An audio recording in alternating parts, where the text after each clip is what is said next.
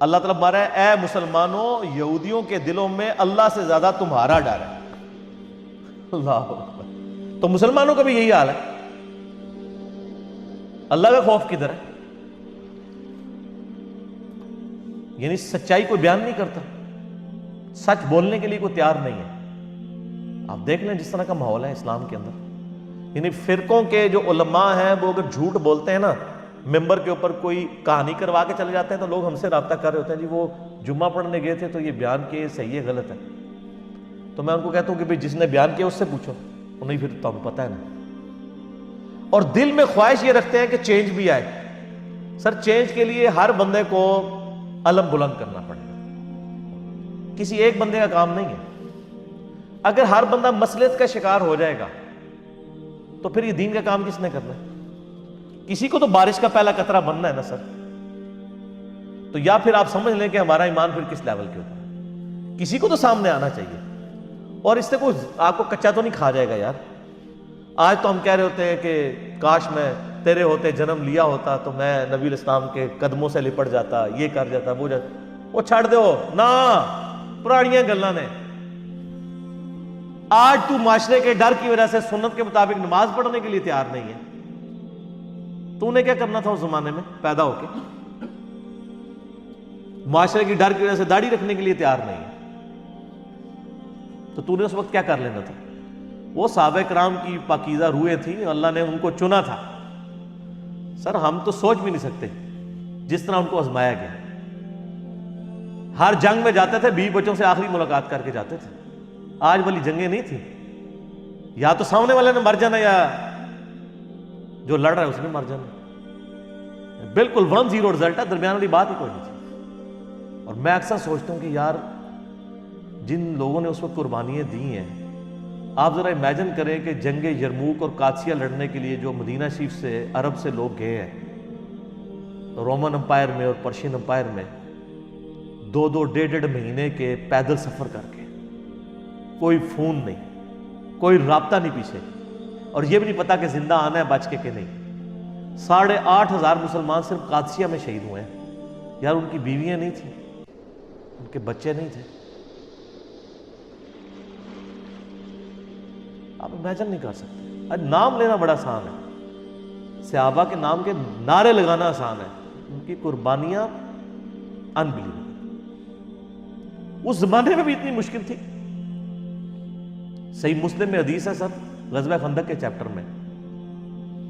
اسی طریقے سے کچھ لوگ حضرت معاذ ابن جبل کے پاس آئے,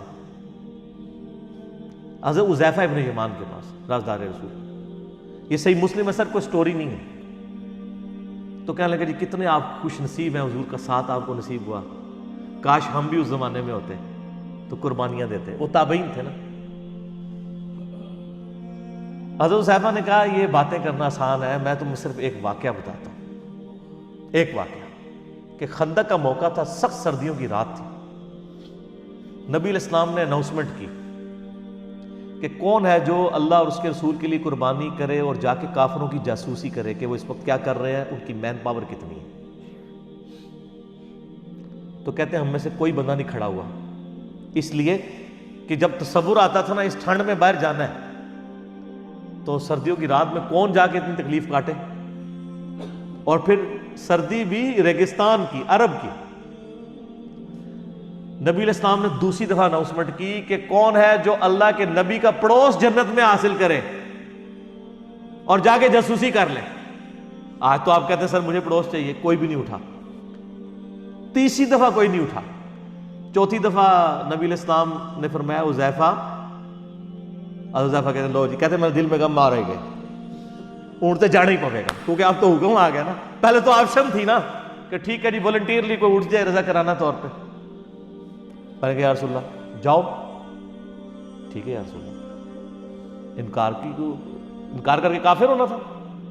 کہتا ہے میں اٹھا تو مجھے یوں اٹھتے ہی لگا کہ میں کسی گرم حمام میں داخل ہو گیا ہوں. اللہ نے ان کے گرد ایک ایسا یعنی گھیرا کر دیا, اور کہتے ہیں اس گرم حمام میں رہا, میں پوری جاسوسی کر کے آیا. حتیٰ کہ کہتے ہیں میں نے ابو سفیان کو دیکھا, وہ اپنے تیر تیز کر رہا تھا, رات کے وقت بیٹھا اور وہ میرے نشانے کے اوپر تھا.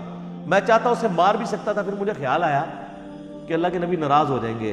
یعنی آپ دیکھیں جنگ کے اندر بھی کتنا ڈسپلن ہے. تو میں اجازت کے بغیر یہ حرکت نہ کروں, بس جتنا کام کا ہے میں اتنا ہی کروں. کام کیا, واپس آیا, انہی کپڑوں میں گئے, کوئی ٹھنڈ نہیں. کہتے ہیں واپس آ کے بیٹھا تو مجھے اتنی شدید ٹھنڈ لگنی شروع ہو گئی, نبی علیہ السلام نے اپنی مبارک چادر مجھے اڑا دی. اب یہ جو ٹیسٹ صرف ایک جرت کی دیر تھی نا, تو اللہ نے مدد کر دی. وہ بھی آئے مائیں شائیں کرتے, تو اب ان کو تو پتہ ہی نہیں تھا, باقیوں کو پتہ بھی نہیں ہے کہ وہ اللہ کے نبی نے ان کو کس پروٹیکشن میں. یہ نبی علیہ السلام کا زندہ معجزہ ہے, صحیح مسلم میں غزوہ احزاب, غزوہ خندق والے چیپٹر کے اندر. اور دیکھیں اتنی بڑی لالچ کہ جنت میں نبی کا پڑوس, پھر بھی نہیں اٹھا جا رہا. سر یہ ہو جاتا ہے, یہ کہنا آسان ہوتا ہے, مشکل وقت آپ کی زندگی میں بھی جب آتا ہے نا, تو کتنے لوگ ہیں جو ڈیسائیڈ کر پاتے ہیں؟ نہیں کر, کتنا عرصہ گزار دیتے ہیں. ہمارے پاس یقین کریں علماء آتے ہیں ایسے ایسے, کہتے ہیں جی پتہ ہے سب کچھ فراڈ چل رہا ہے, لیکن کیا کریں, سسٹم سے بغاوت نہیں کر سکتے, اسی معاشرے میں رہنا. تو سر یہ بات کرنا پھر آسان ہے. صحابہ کی نسبت, یعنی ہمیں تو اس کا عشر شیر بھی حاصل ہو جائے تو کس لیول پہ ہم ہوں, یہ باتیں کرنا آسان ہے کہ تیرے ہوتے جنم لیا ہوتا.